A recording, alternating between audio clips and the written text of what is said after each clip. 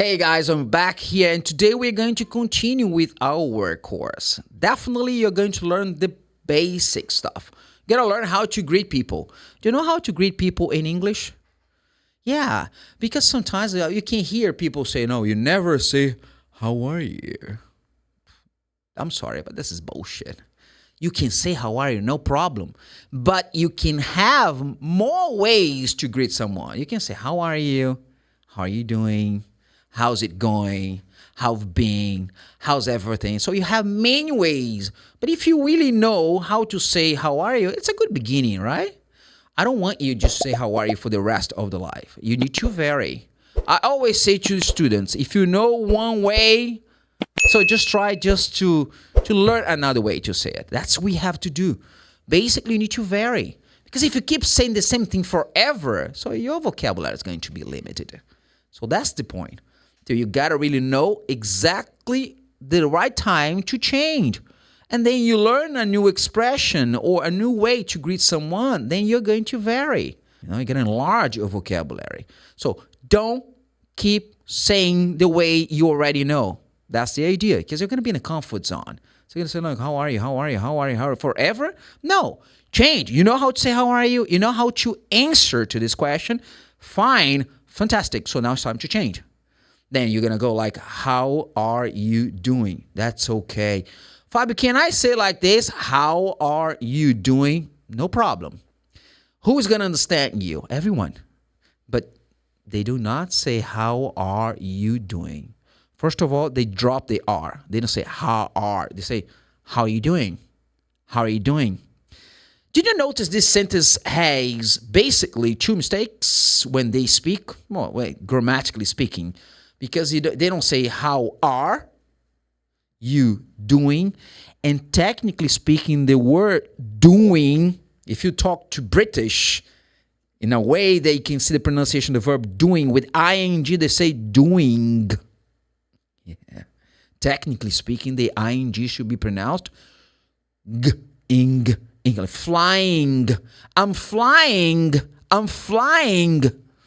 But let me tell you one thing. If you speak English like this, people are going to look in that ear and say like, my God, did you pay attention to Fabio's English? His pronunciation is horrible. But technically speaking, you should pronounce the ing. People don't do that. Most of the time, they just finish the pronunciation of the ing with the N. That's why you have the N apostrophe. Because people say doing, flying. Yeah. But here you're going to learn how you can greet people in different ways. How are you is one of them. How are you doing is another one. And you're going to learn formal way to greet people and informal way to greet people. Thinking of your language, your mother tongue. How many ways you have to say hello to someone in Portuguese? In English, it's pretty much the same. One thing that I always say to people, when you greet people in English, this is some cultural information, you never touch people, like hug, this kind of stuff. No, normally it's culture, you know. Kiss on the cheek, no way. This is our way to greet people sometimes. It depends on the formality. It depends on the formality. So it's our way, but it's better not even touch anyone. Just say, hi, how are you doing? Hey, how's your day today? So we're going to learn that. Okay, today we're going to learn how we can greet people in English. And I'm going to start with this slide right now where you basically going to see the ways you have to greet people. Cabas, can you please change the slide? Thank you. So, how to greet people. Yeah. And as you know, my name is Fabio Alves, and I'm an English teacher, been teaching English for more than 20 years. Exactly. So come with me right now. Today we're going to learn many ways to greet people in English. Let's go. So, here we have this is the list of contents. What we're going to be doing here exactly. We're going to really see the introduction. We're going to learn some slang and warm greetings. We're going to learn that. Formal, neutral, and formal way, like informal way, formal, neutral, and informal. And also time-specific greetings. Do you know what time-specific greetings are? We're going to get to know this today. So, one of the way you have, basically, is, check this out. Can you change? Okay, introduction. So as I said, we're gonna really follow the context. Introduction. There are many ways to greet people in English, depending on the formality, context, and relationship. Here's a variety of greeting ranging from formal to informal.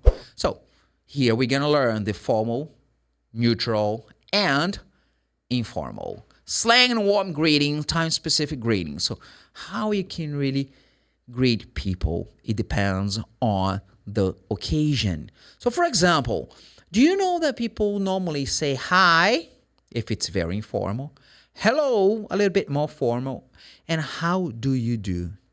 Some of the students, when they hear people say, how do you do? They think it's like, how are you? But it's not. How do you do? It's pretty much the same as hello, but in a very formal context. Imagine that you're going to meet the CEO of the company. So that's going to be a very formal occasion. So you're going to meet him, going to be wearing like a tie, very formal, or a beautiful dress. So in this case, you should go like, how do you do, sir? That's going to be very, very formal. Yeah, but if the person doesn't want you to be formal, they're going to really break the ice saying hi or hello. Normally, it's not really happens.